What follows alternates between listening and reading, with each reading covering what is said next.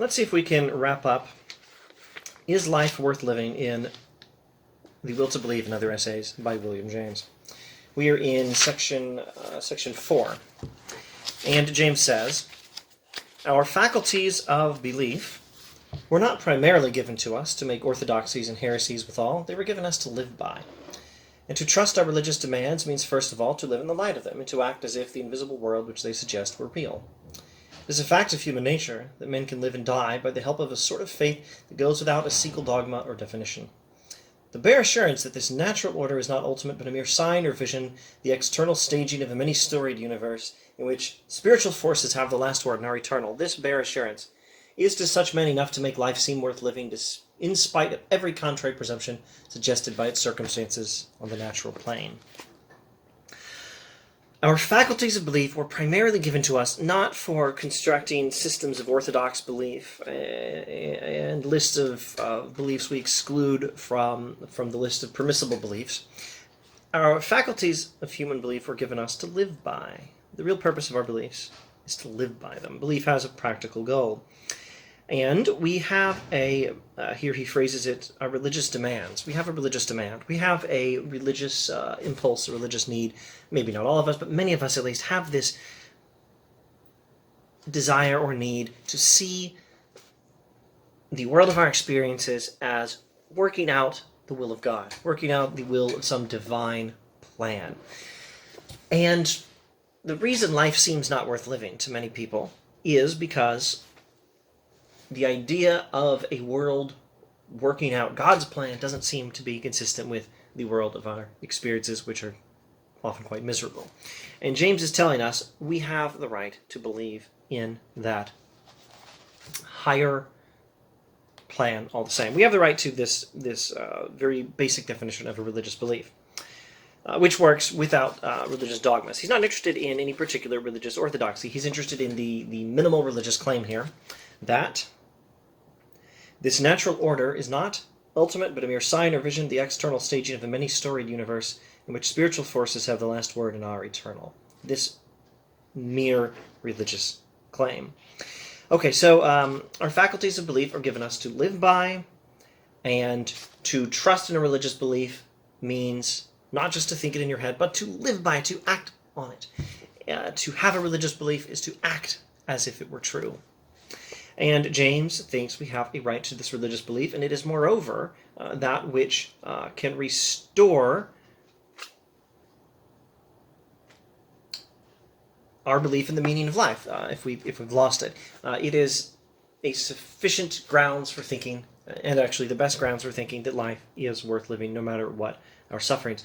Probably to almost every one of us here, the most adverse life would seem well worth living if we only could be certain that our bravery and patience with it were terminating and eventuating and bearing fruit somewhere in an unseen spiritual world.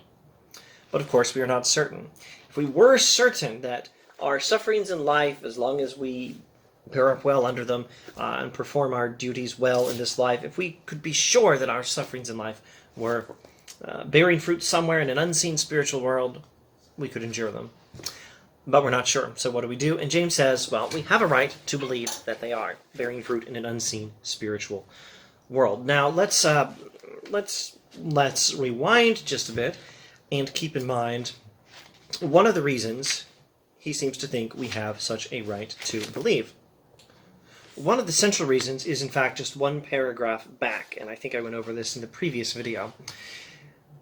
Is it not sheer dogmatic folly to say that our inner interests can have no real connection with the forces that the hidden world may contain? In other cases, divinations based on inner interests have proved prophetic enough to take science itself. He's using impressively religious language to describe our motives that lead to science. Science is itself the result of a divination and a prophecy in human nature. It's the human desire to believe, the human impulse to believe, the human need to believe, the human passion that tells us that there must be an order to the physical universe, such that we can understand it according to laws of physics and causality, ideological and mathematical harmonies, and so on. This is a human passion, this instinct to believe this, and that's the foundation of science. And dang it, it works. It turns out that this human passion is prophetic. And isn't it just sheer dogmatic folly, certainly not based on experience, certainly not an empirical claim, to say that the same sort of passion as applied to belief in some higher order than the mere physical world, the sort that can redeem our sufferings and make life worth living, even when we suffer greatly, is it not sheer folly, and it's certainly not empirical, to say that the same sort of passion applied to this higher belief in a higher reality might not itself also be prophetic? That's one reason we have a right to believe. But let's look at what else he says. Let's see what he adds to this in the text. Even the most adverse life would seem well worth living if we could be certain. Granting that we are not certain, does it not then follow that a bare trust in such a world is a fool's paradise? Well, we are free to trust at our own risks anything that is not impossible, that can bring analogies to bear in its behalf. There are some limits on what we have a right to believe. You must believe only in what is possible, and what you can bring analogies to bear in behalf of. Well, what about this religious hypothesis? Is it possible? Yes. Can we bring analogies to bear in its behalf? Yes.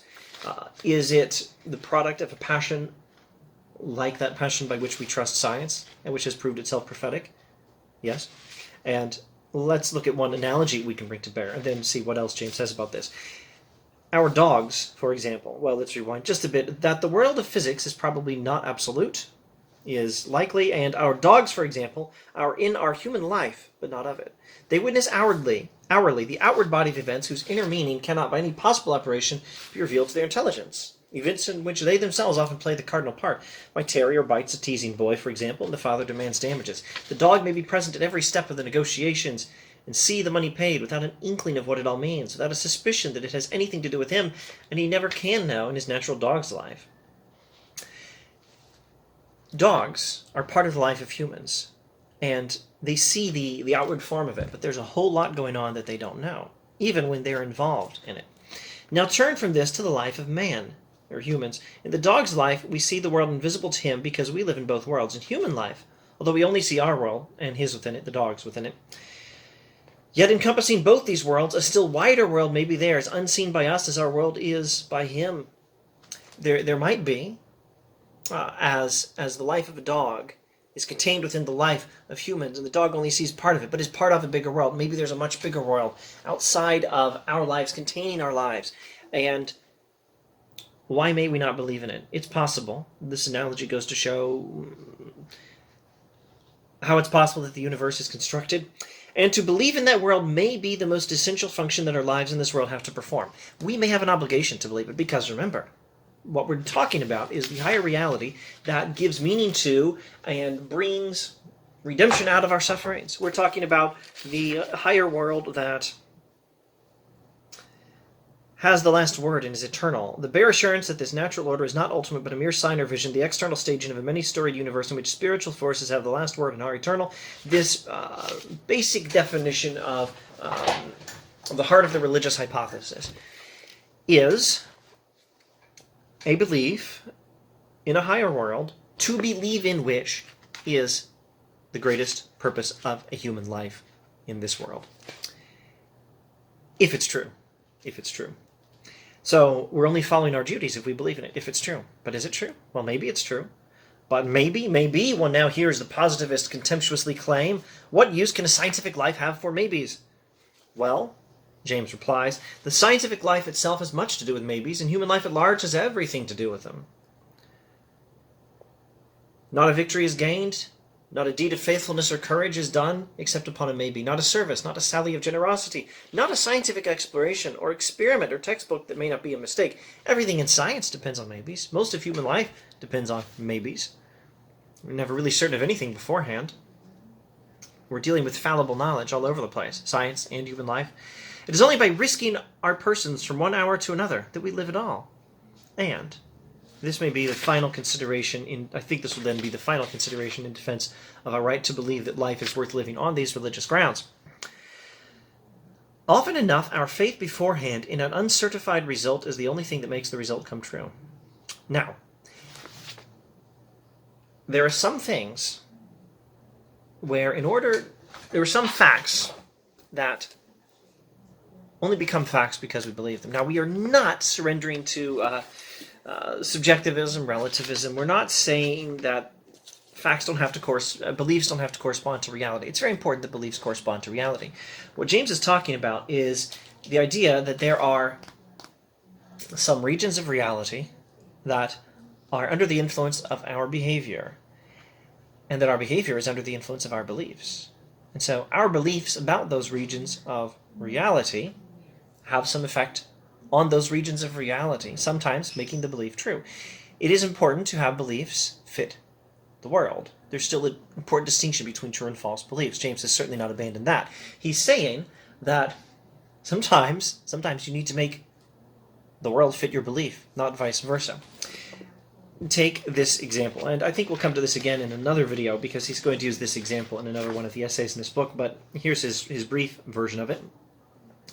Suppose, for instance, that you are climbing a mountain and have worked yourself into a position from which the only escape is by a terrible leap. Have faith that you can successfully make it, and your feet are nerved to its accomplishment. But mistrust yourself, and think of all the sweet things you've heard the scientists say of maybes, and you will hesitate so long that at last, all unstrung and trembling and launching yourself in a moment of despair, you roll into the abyss.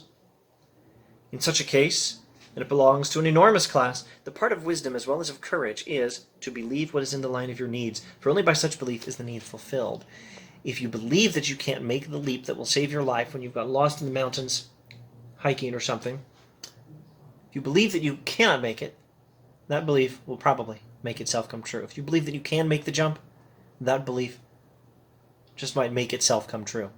And if you just try to, fit your beliefs to the evidence and say, I don't know what to believe, you will end up with the practical result of rejecting the belief. Because we're stipulating that this is the sort of jump you can just barely make if you're able to do it. Hang on, let me check the text. Have faith that you can successfully make it and your feet are nerved to its accomplishment. A terrible leap. You have to imagine the circumstances of the thought experiment just right. It has to be a leap maybe you're physically capable of making, but you're not psychologically capable of making unless you believe that you can do it. So whether you can do it depends entirely on whether you believe you can do it. And it's a binary choice. In one technical sense of the term, there's three choices. Believe you can, believe you can't, or don't believe anything. But there's a binary choice here as well. The binary choice between believe you can or don't believe you can. Whether by believing you can't or not believing anything. Believe you can or don't. And one belief makes itself true. And the other makes that belief that you can do it false, makes the belief that you can't do it true. You have to choose, not based on the evidence alone, but based on what is best. And the evidence comes after the fact. In such a case, it belongs to an enormous class. The part of wisdom as well as of courage is to believe what is in the line of your needs. Believe what you need to believe. Now, what if this higher reality that is this bigger world that the religious hypothesis states is real? What if this higher world is such that not only are we obligated to believe in it and act accordingly, but what if our needs, and remember belief has a practical purpose, what if our needs are met only by believing in it? And what if confirmation of its existence comes through belief? And what if perhaps some beliefs about it only become true because we believe it? Refuse to believe, and you shall indeed be right, for you shall irretrievably perish, but believe, and again you shall be right, for you shall save yourself. You make one or the other of two possible universes true by your trust or mistrust, both universes having been only maybes, in this particular, before you contributed your act. Now, it appears to me that the question whether life is worth living is subject to conditions logically much like these. It does indeed depend on you, the liver. Referencing the dumb joke from earlier in the book. Earlier in the essay, it wasn't originally his book. Someone else had used the joke. Someone named Mr. Malik. Is life worth living? It depends on the liver. Playing on the pun between the liver, the bodily organ, and it depends on who's living. It does indeed depend on the liver. If you surrender to the nightmare view and crown the evil edifice, that is to say, the evil edifice of the sufferings you experience in life, crown that edifice by your own suicide, you have indeed made a picture totally black. But suppose, on the other hand, that instead of giving way to the nightmare view of life, you cling to it that this world is not the ultimatum. And you believe that life is worth living for all these reasons. And by believing, you're able to make life better. And perhaps contribute to your own small part to the outworking of the divine plan in this bigger world. That life is worth living, we can say, since that life is worth living, we can say, since it is what we make it from the moral point of view. Life is what we make of it, morally speaking. And that is why life is worth living. We could make it worth living. Our faith in the goodness of the world we see has verified itself by leaning on our faith in the unseen world. But will our faith in the unseen world similarly verify itself? Who knows? So, if you want to get technical, the belief in this higher reality doesn't create its own truth. But the belief, that belief in the higher reality makes life better in this world, can verify, can create its own truth and verify itself. Once more, it is a case of maybes. Once more, maybes are the essence of the situation. I confess that I do not see why the very existence of an invisible world may not, in part, depend on the personal response which any one of us may make to the religious appeal. But maybe some facts about the world, the greater world, do depend on whether we go along with it. Maybe God draws, maybe part of God's plan depends on us and our faithfulness. These, then, are my last words to you.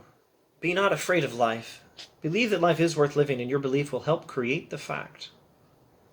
The scientific proof that you are right may not be clear before the day of judgment is reached.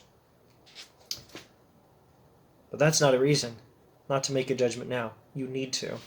And you are recommended to make the judgment that life is worth living. Because you need to. Because these religious grounds for it are possibly correct. And because the belief itself may be one of those things that can only be verified by believing it. And as he says in The Will to Believe, the essay earlier in this book, a logical rule which tells you not to believe that which doesn't have evidence yet is a rule which would tell you not to believe anything that can only be confirmed by believing it. And that means it's a rule that would tell you you are not allowed to believe certain truths if those truths exist. And James says that is an illogical rule.